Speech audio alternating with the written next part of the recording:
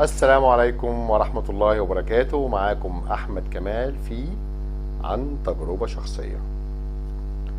النهاردة هنتكلم عن موضوع مهم جدا. ليه الأب والأم النرجسيين والنرجسيات بيرفضوا إن ولادهم وبناتهم يتجوزوا، وإمتى يوافقوا على مضض على الجوازة، وإمتى يوافقوا يرحبوا بالجوازة. طيب تعالوا نشوف الأول الأب والأم النرجسيين دول معتبرينكم إيه. هما معتبرينكم عبيد، معتبرينكم خدامين. انتوا خدامين الوقود النرجسي بتاعهم الايجابي اللي هو بالمدح والثناء وربنا يخليك لنا يا بابا، ربنا يخليك لنا يا ماما، ما نتحرمش منك، تعيش وتجيب.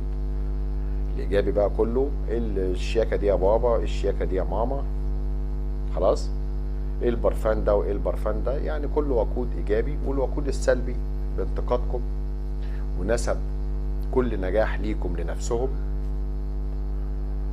ونسب كل فشل لان انتوا ما سمعتوش كلامهم، وحسبنا الله ونعم الوكيل وربنا ينتقم منكم، والله ما انا راضي عنكم ولا في الدنيا ولا في الاخره. كل الكلام اللي انتوا عارفينه ده استفزاز واستنزاف لطاقتكم، يعني انتوا مجرد خدامين وعبيد. هيجي حد يقول لي يعني هو كده بس؟ لا، انتوا خدامين كمان بتعملوا لهم طلبات في البيت. طب انا ما بعملش، برضو انت خدامه، خدامه بالطاعه المفرطه، خدامه بالتحكم في تحركاتك، خدامه ان انت كل حاجه بتعمليها لان هم عايزينهم ان انت تعمليها، مش لان ده الصح. انت خدامه ليهم طول الوقت، وحضرتك خدام ليهم، ولازم لما تشتغل تديهم فلوس. وطبعا انتوا الله اعلم بقى في ظل الاسره دي، الاب والام النرجسيين دول، انتوا بقى الابن الذهبي او الابنه الذهبيه، ولا الدرجه الثانيه، ولا البطه السوداء، الله اعلم. في كل الاحوال النرجسيين الاب والام والنرجسيات مش هيسيبوكم، هيفضلوا يستنزفوكم طول الوقت. واخدين الطاعة دي وقود، الخدمة انك تعملي له حاجة وقود، الدلع عليه وقود، سماع كلامه وقود، اعمل لنا كذا وقود، انزلي هاتلنا انت خدامة. انت من الرقيق الابيض او الرقيق الاسمر او الرقيق القمحي حسب لونك بقى. فبطبيعة الحال النرجسيين والنرجسيات الاب والام مش عايزين ان هم يفقدوا خدام وخدامة، مش عايزين يفقدوا مصدر للدخل، مش عايزين يفقدوا الغسالة اللي بتغسل لهم هدومهم وبتنشرها، مش عايزين يفقدوا اللي بتيجي تمسح لهم الشقة بدل ما يجيبوا واحدة يدفعوا لها فلوس. كل دي مصادر للوقود النرجسي، او ان انت تمنع استنزاف فلوسهم، ده برضو مصدر من مصادر الوقود النرجسي. طيب كده احنا عرفنا هما ليه بيرفضوا ان ولادهم وبناتهم يتجوزوا. تعالوا بقى نشوف امتى يوافقوا على مضض على الجوازة دي. طيب هما هيوافقوا على مضض ليه؟ هيوافقوا على مضض لما يكون العريس ده جاي من طرفك او من طرفك، يعني انتوا ولاد النرجسيين دول الاب والام، عرفت زميل ليكي في الشغل او صاحب عمل في الشغل، او واحد اخو واحده صاحبتك. هيوافقوا على مضض امتى؟ هيوافقوا على مضض في حالتين. الحاله الاولانيه لو البنت دي نفسها نرجسيه، ما احنا قلنا العائله النرجسيه بتطلع عيال نرجسيين، او بتطلع حد هيوكا، او بتطلع حد كبش فدا او كبش فدا وهيوكا في وقت واحد، الابن ده او البنت دي يعني. فلو انت يعني لو انت نرجسيه اصلا، لو انت نرجسيه فهتهددي، وانت عارفه بقى انت ممكن تعملي ايه. النرجسيات بيبقوا عندهم جبروت، ممكن يهربوا من البيت في سن صغيره، ممكن زي ما انتم عايزين بقى. فطبعا ده هيبقى ممثل تهديد لشكل النرجسيين سواء الاب والام قدام الناس، ده بنتنا هربت وراحت اتجوزت، او ده ابننا سابنا وراح اتجوز وفرحوا النهارده وما عزمناش. فهم هيوافقوا على مضض بس بشروط. ايه هي الشروط دي؟ يعني لو هي نرجسيه، البنت نرجسيه او الولد نرجسي وراحوا يتجوزوا وهددوا ان هم هيعملوا مشاكل لو ما اتجوزوش الشخص ده او البنت دي بالتحديد، هيوافقوا على مضض بس بشروط. شروط ايه بقى؟ لما يكون العريس والعروسه الضحيه اللي جايه بقى اللي بنتهم جايه تاخدها خدامين كويسين. يعني ايه خدامين كويسين؟ هيدوا فلوس، هيدوا هدايا لو راجل مثلا فلوس وهدايا، ولو واحده بنت مثلا رايحين ياخدوها هتدي هدايا برضو مش فلوس بقى، لان الراجل هو اللي بيدي. هتجيب لهم حاجات، هتمسح لهم الشقه، مرات ابنهم هتيجي تمسح لهم الشقه وتخدم العيله. هتخدم الراجل الاب النرجسي ده وتسيب شعرها قدامه عشان يبقى فرحان ان هو عمال يتفرج على مرات ابنه. خدامين كويسين، هو ده هيوافقوا ساعتها على مضض. وانت ساعتها الضحيه هتبقى اصلا لابسه في الحيطه اصلا، ده هي رايحه تاخد من عيله نرجسيه وبنت نرجسيه وولد نرجسي، عيله متربيه على النجاسه يعني. واخدين بالكم؟ طيب الحاله الثانيه اللي هيوافقوا فيها على مضض ايه؟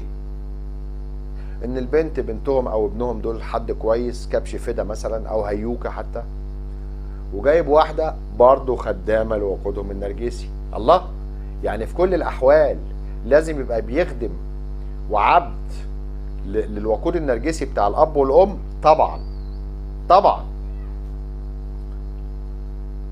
طب في الحاله ان هم مش هيجوزوهم اصلا ومش هيحضروا فرحهم ويتبروا منهم، هيتبروا من الابن والابنه من ولادهم، لازم تجيب لنا خدام للوقود. ما هم سفاحين وقود نرجسي، فلوس وهدايا وجواكت جلد وبتاع وهدوم وكرمه، يبقوا ناس كرمه، ناس يا عيني هبل في كرمهم. غير كده مش هيوافقوا على الجوازه دي. والابن والابنه لو نرجسيين بالوراثه بقى، او من تربيه ام نرجسيه قذره، او تربيه راجل نرجسي نطع ديوس، هم عارفين هم بيقدموا لايه لابوهم وامهم، عارفين ان هم عايزين حد مقرش لو راجل، حد معاه فلوس، عشان هيصرف، مش هيصرف عليها هي بس، الابنه دي هيصرف عليها وعلى ابوها وعلى امها، هيصرف على العيله، مرتع للعيله، عزبه، زريبه. ولو ابن نرجسي هيبقى جايب بنت هو عارف ان هو جايبها خدامه تخدم العيله النرجسيه القذره دي وتبوس ايديهم وتحمد ربنا ان هي معاهم. ولو بيت عيله بقى، جابوا بنت ضحيه يا عيني، بنت ناس في بيت عيله، يا سلام، دي هتخدم ابوها وامها، وهتخدم اختها ولا اخوها الابن اللي الذهبي ولا الابنه الذهبيه في بيت العيله كله، هتبقى هي اللي بتخدمه. هيبقوا جايبين شغاله وغساله ولاندري عشان تكوي لهم الهدوم، وواحده يتفرجوا عليها بشعرها، كل حاجه، رقاصه، مرتع، زريبه. عارف خش برجالتك يا فرج. ده الاب والام النرجسيين يا جماعه، ده الاب والام النرجسيين، اقذر خلق الله، خليفه الشيطان على الارض. النرجسيين دول خليفه الشيطان على الارض. فلازم بقى يدرسوا العريس ولا العروسه علشان خاطر يعرفوا اذا كانوا دول خدامين للوقود، ناس معطائين وكرمه وسخيين، هيخدموا كويس، بتغسل حلو، بتعمل اكل حلو، بتكوي حلو، لاندري كويسه، بتمسح حلو وبتنظف. مش هنجيب يعني حد ينظف شهر، ما هم عيله زباله اصلا. دي حلوه دي، هاتها. بنت ناس وعيلتها ناس مؤدبين، هاتها دي حلوه. طب ايه تاني يوافقوا الاب والام النرجسيين على العريس والعروسه لابنهم او لبنتهم؟ ان هم بقى اللي يبقوا جايبين العرسان، عرايس على المزاج وعرسان على المزاج، ويبيعوا ابنهم ولا بنتهم. ممكن يبقى كبش فدا، طالعين ميتين امه في حياته طول العمر، عاملين له خرم في ودانه اصلا وفي دماغه، مخرمينه طول حياته، فيقوموا بايعين الابن او البنت دي للضحيه اللي هتيجي معاه، او للعريس والعروسه اللي جايين معاهم دول، لان هم عارفين هم منقيين مين، منقيين عيله مقرشه. الاب ده بيبقى اهم حاجه عنده ان هو ما يدفعش حاجه، باراشوت. بيجي بيسلمك العروسه ويتشرط عليك، يقول لك انا مديك بنت نقيه وعلى نياتها جدا، وتصرفاتها مش عارفه ايه، هبله جدا وعلى نياتها، وغبيه في تصرفاتها وما عندهاش خبره. يا عيني ما عندهاش خبره وهي مخرمه. مديك بنت نرجسيه بيور مخرمه من وهي عندها 16 سنه. هو نفسه ابوها بيبقى ظابطها مثلا في البيت عنده مع الراجل اللي عاشقها ده الاولاني، الالفا ده الاولاني، خلاص 3-4 مرات في بيته. ديوز باريال، راجل باريال اوراني. الاب النرجسي ده ما عندوش مشكله، اهم حاجه ان هو حد مقرش وان هو ما يدفعش ولا مليم باراشوت.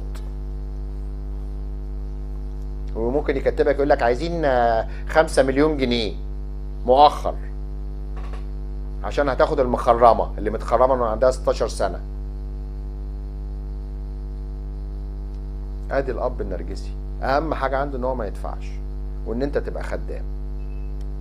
ليه؟ تديله بقى فلوس، تجيب له جاكيت جلد، تجيب له مثلا بلوفر، تجيب له صندل في العيد. ما هو راجل تافه وراجل معفن ومتصابي، فاكر نفسه ان هو لسه صغير وهو اصلا ما فيهوش قلم. يعني الواحد لو العريس ده جاي لبنته ده رزعه كف مش هيقوم منه تاني، ويقعد بقى يعمل ان هو تعبان يا عيني وان هو مش عارف، وهو اصلا لو تشوفه في الشارع تلاقيه بيجري زي الصاروخ. صحتهم بتبقى ايه؟ ما بيتهدوش. النرجسيين والنرجسيات صحتهم يا جماعه، انا ما شفت الصحه زي صحه النرجسيين والنرجسيات. في راجل عنده حاجه و70 سنه وبيشتكي من حاجه في ودنه، ضرس يا عيني بيتلخلخ، واخدين بالكم؟ نظره ضعف شويه. صحه صحه. والام النرجسيه نفس النظام، عايقه وفايقه، وتشوف الواد بالجوز بنتها اللي جاي ده عايق في نفسه، حلو، ممكن تبص له يعني ممكن تاكله كده في 10 بلدي وتخليه مثلا يعمل لها حاجه ولا بتاع. هو ما عندهمش حاجه اسمها محارم، مفيش حاجه اسمها محارم. ده اختيارات الاب والام لو العريس بنتهم. طب لمرات ابنهم بقى، واحده من وراها مصلحه، بنت عيله، هتسفره، هتديله فيزا، هتديله اقامه، عيلتها حد هيشغله، ابوها عنده مصنع، ف ف ف فابنهم دوت التافه، تربيه النرجسيين الانجاس، هيشتغل مع ابوها في المصنع. ادي تفكيرهم، هي دي دماغهم، المصلحه. الاب والام زي كل النرجسيين والنرجسيات بيبقوا داخلين لك عشان عايزين مصلحه معينه من سعادتك ومن سيادتك. اي حد نرجسي داخل عينه على المصلحه. طبعا الاب والام اهم حاجه الفلوس والماده، وان هما ما يدفعوش حاجه، وان يبقى طبعا الراجل اللي جاي ده على عيلتهم ولا البنت اللي جايه دي خدامين للوقود، فلوس، ماده، خدمه، بتاع. سهلين الاستفزاز عشان ياخدوا منطقتهم، وجود سلبي. دي طلباتهم. بعدين والبس بقى يا معلم، انت هتفضل عايش مع العيله دي مده طويله، وولادك هيبقى دول جدهم وستهم، اب ناطع ديوس، وام لا مؤاخذه الجده دي هتبقى ممكن تبقى قبح لو هي نرجسيه. بس ادي الموضوع ببساطه، وده سبب رفضهم وسبب قبولهم ساعات على مضض، وساعات وهم يبقوا موافقين ومرحبين وعايزين العريس ده ولا العروسه دي بالتحديد. دي الاسباب، دي الاسباب. يا رب تكون حلقه النهارده عجبتكم، وقدرتوا تعرفوا كل تساؤلاتكم عن الاب والام النرجسيين، ليه بيرفضوا وليه بيوافقوا وليه بيوافقوا على مضض، وولادهم بيبقوا عاملين ازاي اصلا يعني. ربنا يعافينا ويعافيكم ويعافي المسلمين. لو الحلقه عجبتكم اعملوا سبسكرايب واشتركوا في القناه وفعلوا الجرس وانشروها، وروحوا كمان على التيك توك اتفرجوا على الحاجات اللي بنعملها الصغيره دي، هتفيدكم كتير جدا، يبقى وسيله بيننا للتواصل برضو جميله. اشتركوا في جروبات الضحايا معانا، اللي اي حد محتاج دعم احنا تحت امره. واسف لو كنت قلت عليكم مره تانية، والسلام عليكم ورحمه الله وبركاته.